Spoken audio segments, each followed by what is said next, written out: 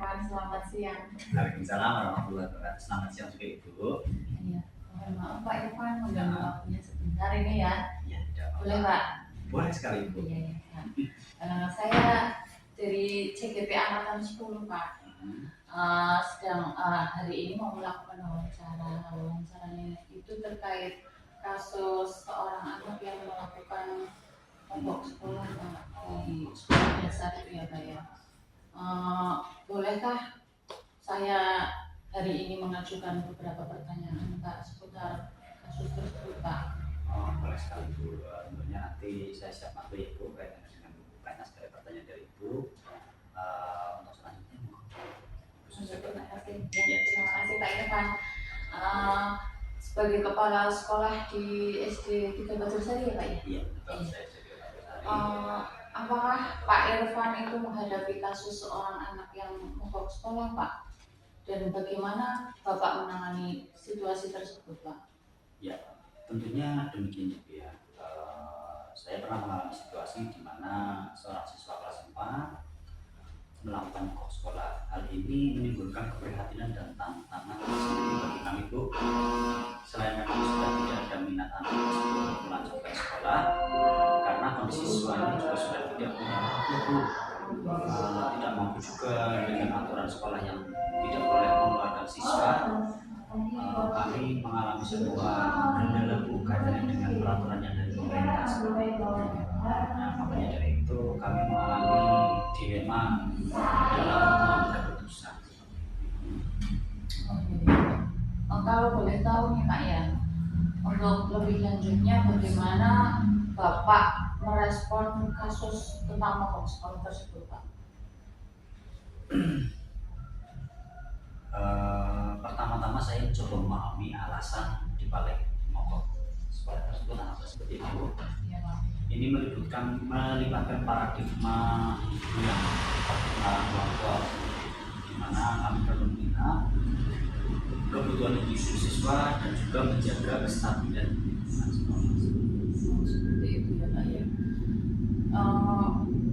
Kemudian yang menjadi alasan dibalik kasus mogok sekolah di sekolah itu apa ya Pak ya? Setelah melakukan wawancara dengan siswa dan berkoordinasi dengan guru, ternyata siswa tersebut merasa diperlakukan tidak adil oleh kelompok siswa yang lainnya. Termasuk memang kondisi siswa tersebut sudah tidak milik orang tua ya, jadi hidupnya menumpang dengan saudaranya yang secara ekonomi saudara tersebut kekurangan dalam memenuhi kebutuhan ekonominya juga. Nah, sehingga terjadi keterlambatan secara berpikir anak yang memang sangat lamban dalam menangkap semua pembelajaran yang diberikan oleh guru. Nah, hal ini melibatkan paradigma rasa keadilan melawan rasa kasihan. Ya, Pak. Ya, termasuk di sekolah saya itu banyak sekali Pak. Yang seperti itu. Iya, yang seperti itu memang karena ekonomi, kemudian memang dari kasus itu ya Pak ya, mogok sekolah itu diakibatkan oleh orang tua juga sih ya Pak ya. Banyak hal, banyak faktor dulu ya. Iya, kebanyakan itu kalau di sekolahan saya itu perpisahan Pak antara orang tua, ya bapak ibunya berpisah seperti itu. Jadi anak itu malas Pak karena tidak ada yang menyemangati mungkin di rumah ya Pak. Karena di rumah itu sama mbahnya. Jadi kalau misalnya dibangunin kadang ada rasa malas, kemudian tidak ada semangat karena pengennya itu ya mungkin dibangun oleh seorang ibu mungkin ya Pak seperti itu mungkin. Jadi banyak kasus Ya. itu yang mogok di sekolah. Nah Pak, kemudian itu bagaimana langkah-langkah penyelesaian Pak Irfan dalam mengambil penyelesaian itu Pak? Langkah-langkah penyelesaiannya mungkin ada beberapa itu. Yang pertama, kami mengumpulkan fakta-fakta yang relevan dengan situasi ini, termasuk melibatkan para siswa, guru, atau dari orang tuanya sendiri seperti itu ya. Kami juga melakukan pengujian benar atau salah dengan uji legal, uji regulasi, uji intuisi, uji publikasi dan uji fakta seperti itu. Oh iya ya Pak, kadang itu ya Pak biasanya anak itu dipanggil terlebih dulu ya Pak ya. Kita mengonfirmasi Ya, ya, ditanya secara ya seperti teman lah ya Pak ya. Ya. Nah kemudian apakah ada paradigma Pak yang diuji dalam proses penyelesaian kasus tersebut? Tentu selain paradigma individu lawan kelompok dan rasa keadilan lawan rasa kasihan, kami juga melibatkan paradigma kebenaran lawan kesetiaan dan jangka pendek lawan jangka panjang.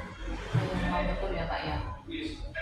Selain paradigma individu lawan kelompok, kemudian rasa keadilan dan lawan rasa kasihan juga ya Pak. Pastinya kita sebagai manusia biasa ya Pak, kadang juga kita pernah mungkin tidak punya uang, tapi kan harus tetap memberikan uang saku kepada anak ya Pak ya.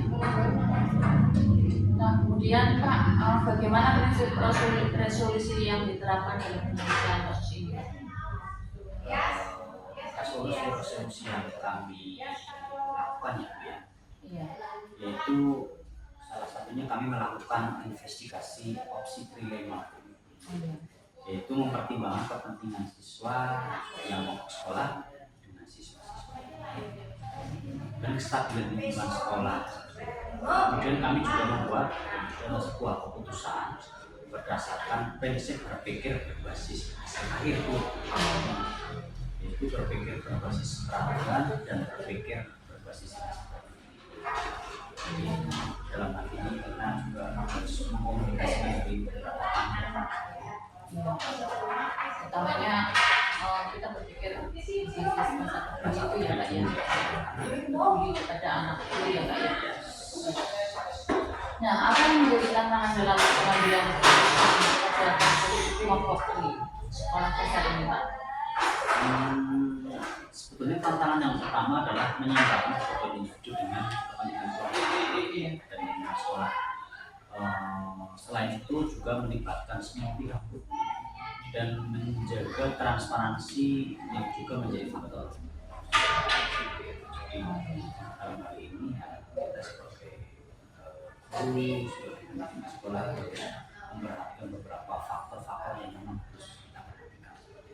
Iya ya Pak, ya. Harus transparansi itu ya Pak, ya. Penting sekali ya. Paling tidak mengambil anak kemudian ditanya penyebabnya apa seperti itu ya Pak ya. Harus ada transparansi itu ya Pak ya. Ya. Bagaimana prosedur atau langkah-langkah selanjutnya setelah keputusan tersebut diambil itu Pak? Setelah membuat keputusan, kemudian melihat keputusan tersebut dan merefleksikannya, kemudian kami juga berkomunikasi dengan orang tua siswa dan memberikan pemahaman mengenai langkah-langkah yang diambil, itu ya Pak ya. Nah, apakah ada pembelajaran khusus nih Pak Irfan yang Bapak dapat bagikan dari pengalaman mengambil keputusan dalam kasus mogok sekolah tersebut? Pembelajaran tentunya banyak sekali ya Bu ya. Dari setiap kejadian pasti di situ ada sebuah pembelajaran. Nah, pembelajaran terpentingnya yaitu yang pertama adalah keterbukaan dulu. Keterbukaan, kemudian komunikasi seperti itu, dan keadilan dalam penyelesaian masalah di sekolah. Memahami berbagai paradigma serta menerapkan prinsip-prinsip pengambilan keputusan yang membantu kami mencapai solusi yang adil dan baik. Iya ya Pak, memang ya Pak, pembelajaran itu ya pentingnya ada keterbukaan ya Pak, kemudian komunikasi dengan siswa tersebut ya Pak ya, supaya tidak terjadi biasanya kan kadang guru sering marah-marah dulu ya Pak ya, kenapa kok anak ini sering tidak mau sekolah, katanya kan dicari tahu dulu penyebabnya ya Pak ya. Iya. Terima kasih banyak Pak Irfan Enri atas waktunya dan kerjasama dalam menjawab pertanyaan saya di sini sebagai CGP Angkatan 10. Dialog ini tentunya memberikan wawasan yang sangat berharga tentang penanganan kasus mogok di sekolah ya Pak ya. Terima kasih juga pada Bu Suster staf CGP Angkatan 10 ya. Semoga nanti hasil dari wawancara ini menjadi sebuah evaluasi bagi sekolah lain seperti itu Bu. Dan dalam menangani kasus serupa jadi nanti menjadi sebuah inspirasi yang semoga bukan hanya di sekolah saya, di sekolah khusus, tapi di sekolah-sekolah yang lain. Iya Pak, iya Pak. Kami juga berharap seperti itu ya Pak ya. Pak Effendi, mungkin nanti apabila ada informasi tambahan atau perkembangan terkait kasus ini ya Pak ya, kasus mogok di SD, kami akan senang mendengarnya Pak, gitu ya Pak ya. Terima kasih sekali lagi Pak Irfan Effendi atas waktunya. Terima kasih sekali Pak. Terima kasih juga Bu Suze, dan semoga selama kegiatan CTP menjadi diberikan kelancaran, kemudahan, serta sukseskan dalam tugasnya ya Bu. Ya, Amin, amin, amin. Terima kasih Bu. terima kasih Pak. Sama-sama. Assalamualaikum, selamat siang Pak Irfan. Waalaikumsalam warahmatullahi wabarakatuh. Selamat siang.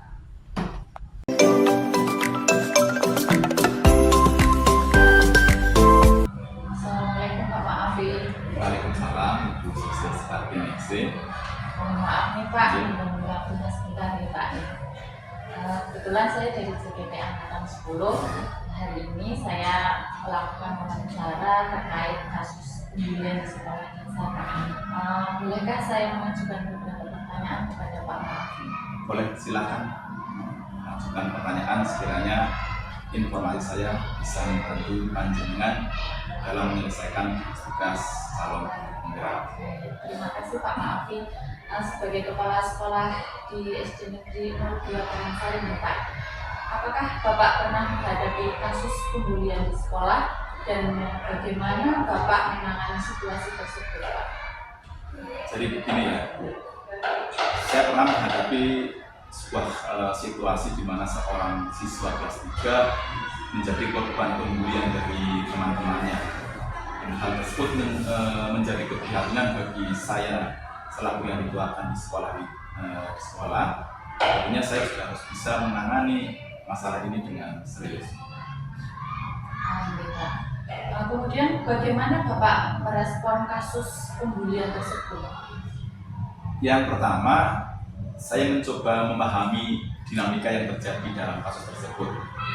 Karena tentunya dalam kegiatan kasus pembulian di kelas itu terjadi paradigma antara individu dan kelompok. Karena ada individu yang mendapatkan pembulian dari sekelompok anak yang merupakan teman-temannya tersebut. Nah, tentunya saya juga harus melihat kondisi psikologis dari si anak yang menjadi korban pembulian, dan tentunya saya juga perlu mengidentifikasi kelompok teman-teman yang melakukan pembulian tersebut. Nah, kemudian apa yang menjadi alasan dibalik pembulian di sekolah-sekolah tersebut Pak? Setelah saya melakukan wawancara dengan siswa terkait hal tersebut dan juga berkoordinasi dengan guru-guru sekolah kami, ternyata pembulian itu terjadi lebih karena ketidaksetaraan perlakuan dan rasa ketidakadilan. Jadi ada paradigma rasa keadilan melawan rasa kasihan yang sangat dominan. Iya Pak, memang sangat banyak sekali ya Pak kasus pembulian di sekolah sekarang, seperti mungkin orang tua ya Pak ya, kadang nama orang tua itu dijadikan bulian. Ya. Nah, bagaimana langkah-langkah penyelesaian yang Bapak akan ambil saat ini Pak? Yang pertama, saya perlu mengumpulkan fakta-fakta yang sesuai dengan kejadian ini, termasuk juga saya melibatkan guru, siswa, orang tua maupun wali murid dari siswa-siswa yang terlibat dalam kasus ini. Dan setelah itu saya juga perlu melakukan pengujian benar atau salah, pengujian intuisi maupun uji publikasi dan panutan.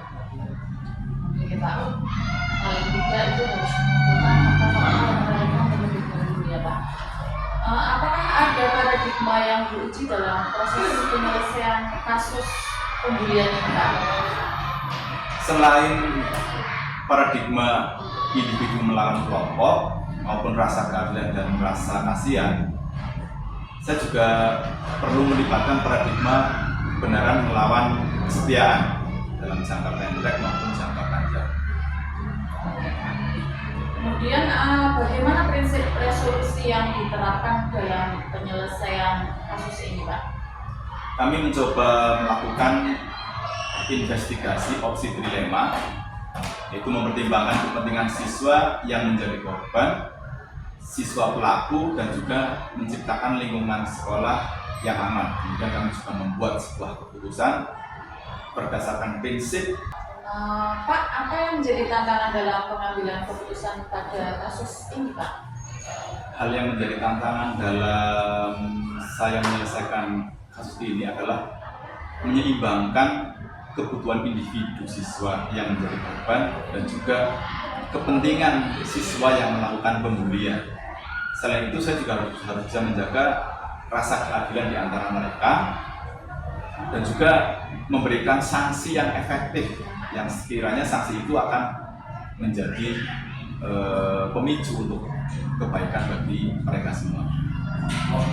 Berarti harus adil ya, Pak ya? Harus adil supaya mungkin nantinya ketika memberikan sanksi itu lebih efektif untuk mereka. Bagaimana prosedur atau langkah-langkah selanjutnya, Pak Maafri, setelah keputusan itu diambil? Setelah saya melakukan pengambilan keputusan terkait kasus ini, tentunya saya harus melihat lagi atau mengevaluasi keputusan yang saya ambil, kemudian saya merefleksikannya agar di waktu-waktu berikutnya saya bisa mengambil keputusan yang lebih tepat.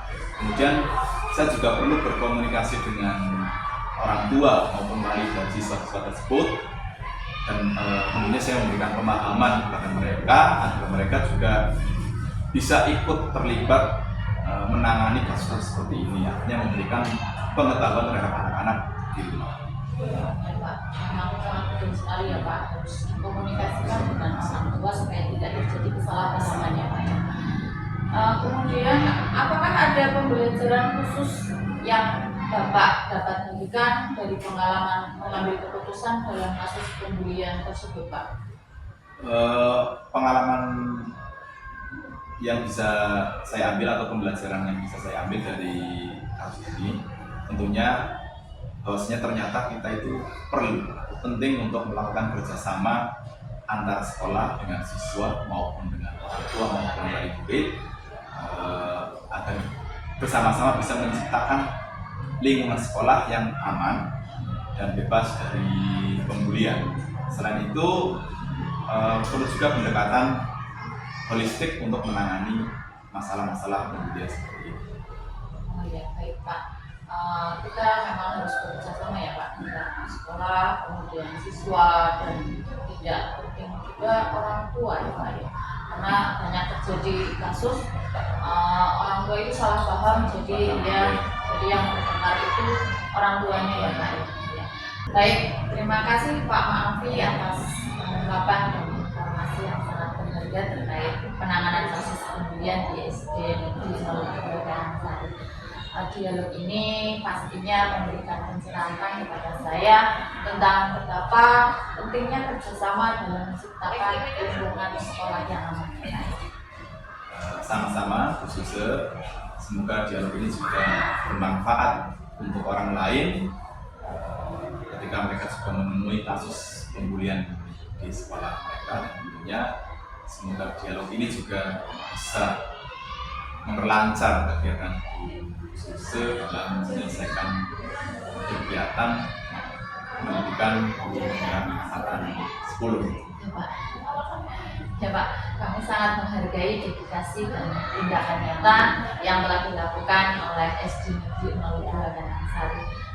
Upaya-upaya tersebut dapat menjadi inspirasi tentunya untuk saya dan untuk sekolah lainnya ya Pak ya. Terima kasih ya Pak ya. Sama-sama.